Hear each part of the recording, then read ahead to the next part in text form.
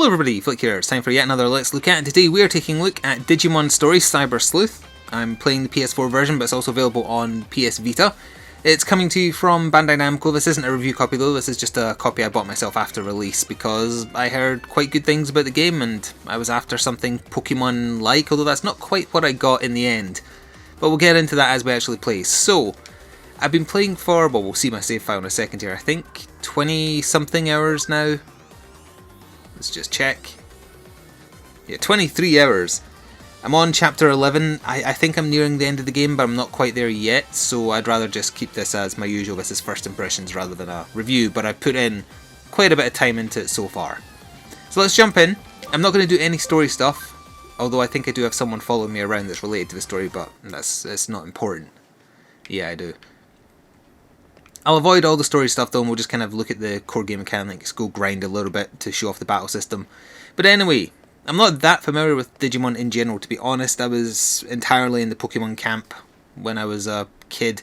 I did watch the first season of Digimon, I remember that, and I think I remember bits of the second one, but that was it. I haven't watched any since, and I've never played a Digimon game before. So, you know, whereas I could probably get through like 90% of the first 150 Pokemon, I probably couldn't name 20 Digimon. Unless I was guessing, because I know all their names end in Mon. But, you know. What I'm saying is, I didn't come into this with a lot of knowledge of the universe. Although, what I remember of the anime isn't really reflected here either. This is a much more... mature might not be the right word. I mean, there's not like bad language and extreme violence and stuff like that. But it came across to me as a more mature story with depth, I guess, than I remember the series being as a kid. But anyway, the setup is we're in Japan, and I'm glad that they didn't try and remarket this as America or something awful like that in Phoenix Wright style. And there's this place called Eden, which is essentially the internet 2.0, where people can walk around as if it was a real world as avatars, but it's all digital. And we play as one of a group of friends. This is another friend here, and we get attacked by something, and our body gets something called Eden Syndrome, which is when you fall into a coma, and our mind is kind of like lost in digital form, and it's what we're playing as now. And your goal is to find out why it's happening, and also try and find a cure to Eden Syndrome to recover. And Digimon may or may not be real. They may just be like programs used by hackers. They might actually be real creatures from another dimension. All that kind of stuff is going on. So anyway, there's two parts of the game. There's the stuff inside Eden, and then there's the stuff outside in Tokyo. And I love the representation of like Tokyo malls and well-known locations as well. I don't want to go out into the town though, beyond here, because I can't remember where I have to go for the next story beat, and I might accidentally go there. But yeah, like for example, just this manga shop here. It's great. I love the design of the place. Now this was primarily made on the Vita, I believe, and this is just classed as a port on the PS4, but it's ported over very well, and it looks more than acceptable. Yeah, they're like, look on the right of the screen there. There's not high textures in some places, but it doesn't really matter. The places where it matters has high textures. Oh, by the way, the name Cyber Sleuth is in the title because the kind of framework for this, for your main goals, is that you get taken on by this person in here, who's kind of like a female Sherlock Holmes, although she just comes across as annoying if you want my opinion on her. Yeah, alright, that's where I have to go, fine. Actually, in that case, yeah, I can just go out and explore a few locations as long as I don't go to the underground. Yeah, she's a detective who deals in cybercrime, and she takes you on as her apprentice, and you do cases together, and that fills out the game. Like for example, let's go to Akihabara,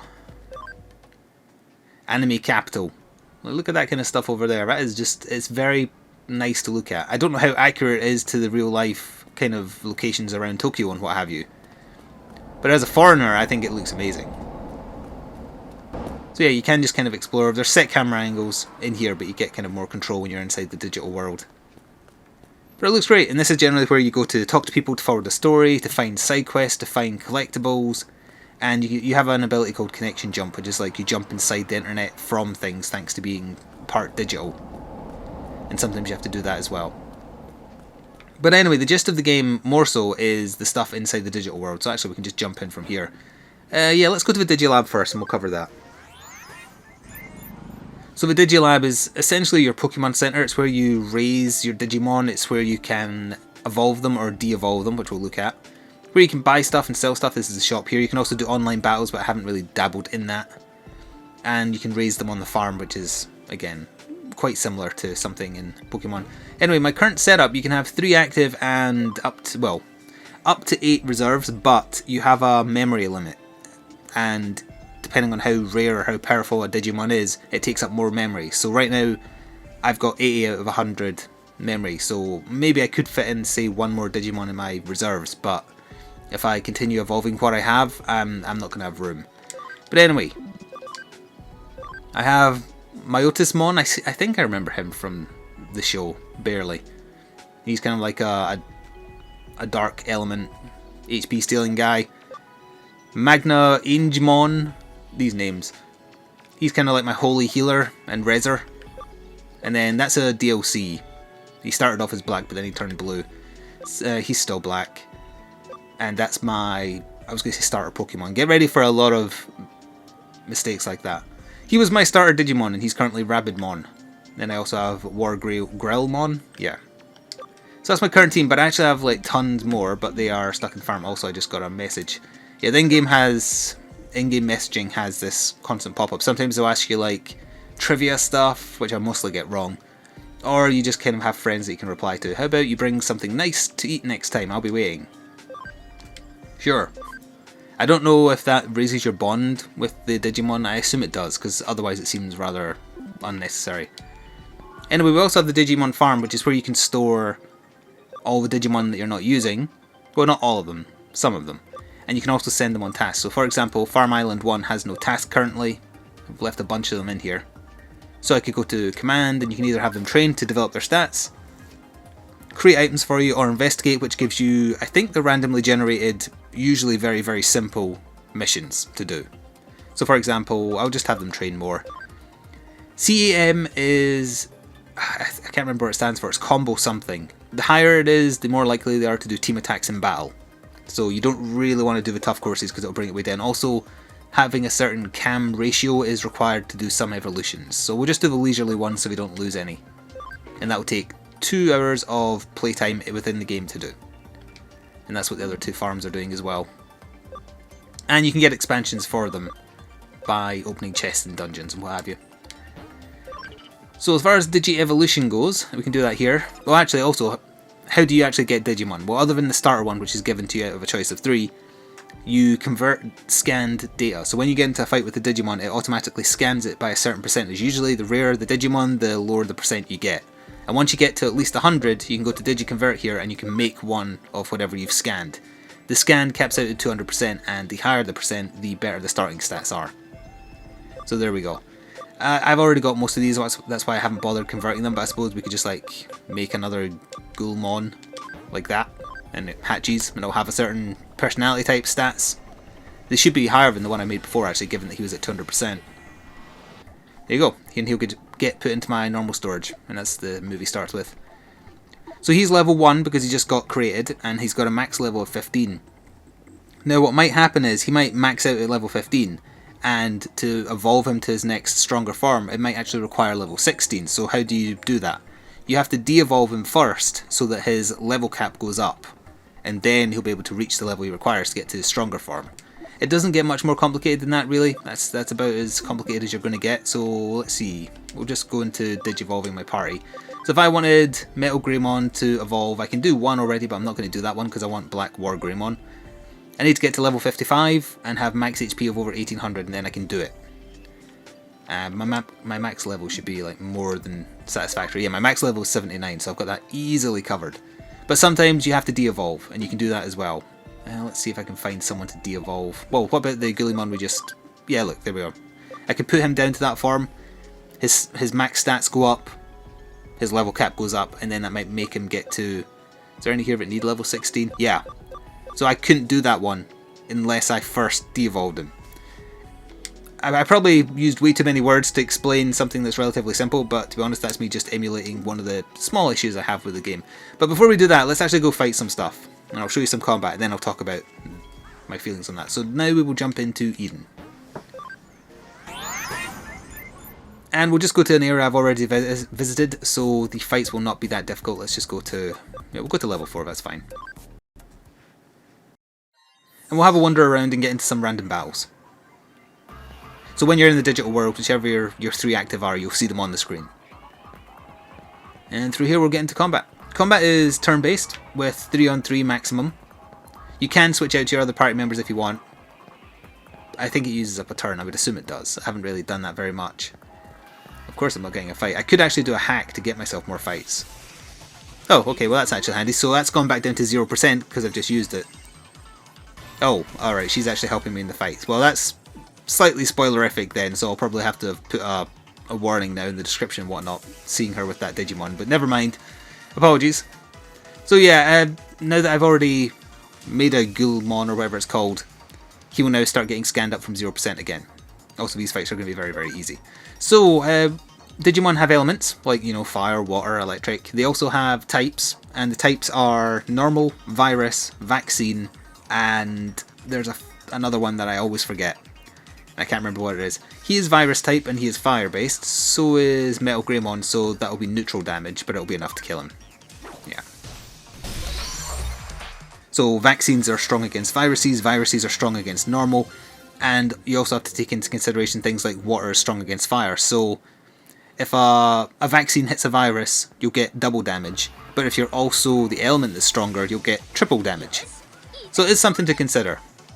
Yeah, she's just going to annihilate everything I try and fight. Just to be expected, I suppose. And we got an accessory I can equip there as well. But that's how battling goes. Now obviously this isn't representative of the entire game, especially given that I've got someone with me who's using a very OP Digimon right now. But, in general, to get into kind of like some of the problems I've had with the game's too easy. And that's unfortunate. I haven't really needed to really think very hard about my party setup, even when it comes to me using elements that aren't strong against the things I'm fighting. Other than boss fights, I've got through the entirety of the game by just pressing attack. That's non-exaggeration. If I do use an ability outside of a boss fight, it's because I wanted a change of pace. I haven't needed to, and that's not right. Boss fights in general, they are a lot harder than your standard fights, so you do have to try a bit more. But yeah, I've got through the entire thing with just pressing the attack button. And in boss fights, it's mostly me just having to use heals every so often, more so than going out of my way to use abilities. So I don't feel like the pacing of the game is perfect, I guess is the way to say that. Again, keep in mind, obviously, I'm massively over level for these things, but that doesn't matter. If I was fighting equal level things, I would still be getting through it very comfortably with just pressing attack. And I think part of the problem is that you get XP so quickly, especially if you've de-evolved or just evolved because you go back to level 1. Every time you get a level up, you get a full restore. So even if my team started to get a little bit weak as a result of only pressing attack, that's fine. They've got a level coming in 1 or 2 fights time, and they get full health back. That actually makes it easier when I'm fighting equal level stuff rather than weak stuff like this that isn't giving me a lot of XP. So that's a problem, that they didn't quite get balanced correctly in my opinion, which is a shame. By the way, I mean I can look at my skill menu if I wanted to. There's no need, but it's here. And you can also swap in if you wanted to from your reserves, which is a good idea if you get matched up. Like my party setup isn't actually very good. I have no neutrals and I have no whatever the other element was, I forgot. So if I fought something that was strong against or neutral against virus and vaccine, I would have a tough time. Just something to consider. But yeah, I'll do a special attack just for the sake of it. Let's do his unique, which is Night Raid. So that's one problem. The other problem I have in general is it's to do with the translation, but I don't want this to come across as any kind of complaint that's similar to the complaint most people are having about the new Fire Emblem games, which were obviously terribly translated. This is translated well. They've kept a lot of stuff in, and they haven't tried to generalize it for the West, which is to be complimented and definitely should be the standard. They've kept in explanations of very Japanese type. See, like holidays, events, words. That's great. I actually find that stuff interesting and I'm glad it's in there. The hangover of them doing a very literal translation is that a lot of conversations come across as being very, very overly long. Needlessly long, using too many words to say something very, very simple. That happens an awful lot, and as such I find the story dragging in a lot of locations. There's just a lot of needless exposition and, like, explaining simple things complexly, I guess, is the way to say it. Maybe that's not the way to say it, but that's the way I've chosen to say it. And that bugged me. It means that at points of the story I got very bored, usually the lulls between major events. The major events themselves I've found very interesting. It's surprisingly adult in places, and very existential. If you look into it, I suppose, like what's real, what's not, what counts as alive, what counts as not, what's reality and what's not. Does where your body matter? Does where your mind is matter? No, all that stuff is great. I could do with less, like, 5-minute conversations about go to a warehouse. You know, just, okay, I know where I'm going now, you don't need to blather. But yeah, there's a lot of needless talking. And I feel like that's a result of them doing literal translation rather than, you know, trying to streamline. I don't want them to censor anything, I don't want them to make anyone's personality different. They've done a great job of carrying that over. I just wish they'd maybe thought a little bit better about streamlining. But if you don't care about that, then it doesn't really matter. Actually, I think the main problem anyone would have in general is the combat being just simple outside of bosses. Because if bosses are too hard, I wouldn't say they're too hard, but let's say they were, and that meant you had to go on a really long grinding session, it'd be bad. Because you're just sitting there pressing attack over and over. Now you can replay previous dungeons that you can't get access to otherwise, but that's not really any better. It is a change of pace, I suppose, from the Kowloon areas, which all look the same, but yeah, I think they got it wrong in a couple of places. But it's definitely a good effort. I can't say for sure it's the best Digimon game, because I don't even know how many Digimon games exist in the world. I've enjoyed it, it's just that it's sadly lacking in a few areas to keep me interested. I'm going to get through it just because I feel like I'm close enough that I want to see how it ends, but I really had to force myself to get through some dragging parts. And some of the side quests are also kind of boring. I'll show you where you get side quests and whatnot. We'll have to go back to the real world for that though. Ever so often the main story will stop and your character will say, oh, I should probably go do some cases because otherwise my boss will get mad at me. And that basically means that the game is denying you the next story beat until you do some busy work. Which is a shame. Right, let's go back to our office and I'll show you. So there's the randomized missions that you find via investigating from the Digimon farms. What's this saying? Digimon is at max level, so that means I either have to de-evolve him or evolve him. We can do that in a second as well. So there's a bunch of main cases, then there's a bunch of main side quests, which are like these top 2 rows. And then down here are the randomized ones that kind of get pushed off as you find more. They usually don't involve doing very much at all. But yeah, some of the quests have been okay. Some of them have been like nudge nudge wink wink otaku type stuff that was quite funny to me as well. But it is busy work. Let's go back to the Digilab. And we'll see if we can evolve that Digimon. So it was Digimon, who is in which... Ah, there he is. Okay, well, let's try and evolve you. So he's got a few evolve options, 2 of which I've never actually found before. So, he's got the criteria to go to Bakemon, or Bakemon, I don't know.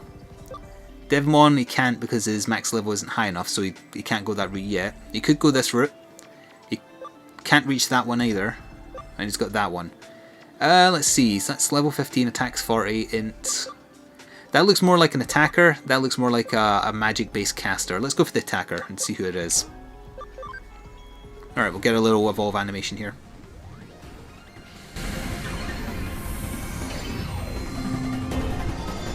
Oh, it's a white version.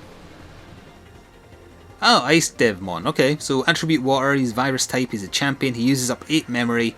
His level max is 37 now, and his unique skill is defense penetrating, water attack on one foe. Prevents confusion is his ability. I forgot to go over that.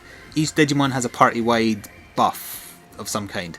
And his is, he makes the party immune to confusion, which is pretty nice. So you go, that's him evolved. Anyone else in here can evolve yet? Nope, no one there. What about over here?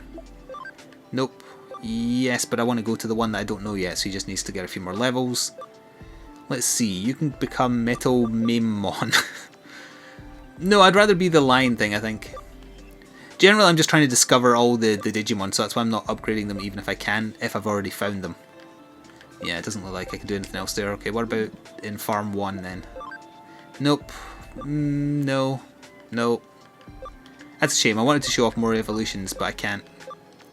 Not yet, anyway. That's a shame. But still. There we go. I don't have much more else to say, really, because I can't show off the story. So I guess we'll head back into Kowloon, do a couple more fights as a kind of wrap up here. Keep this one a little bit short. This wasn't a review copy. This was just something I took, or I bought rather, on my own money because I wasn't really interested because I'm not into Digimon. But then I heard, hey, people are kind of liking this game and it's got a very surprisingly mature story, and you know that's true. It does. Definitely less childish than I was expecting, but it still has its moments. So to recap, would I recommend Digimon Story Cyber Sleuth? If you're willing to see past what I think are genuine complaints regarding the battle system being a little bit too easy outside of boss fights, the story dragging in places as a result of it's called info dump in writing. I get accused of this now and then as well, or I did ages ago when I was a freelance writer.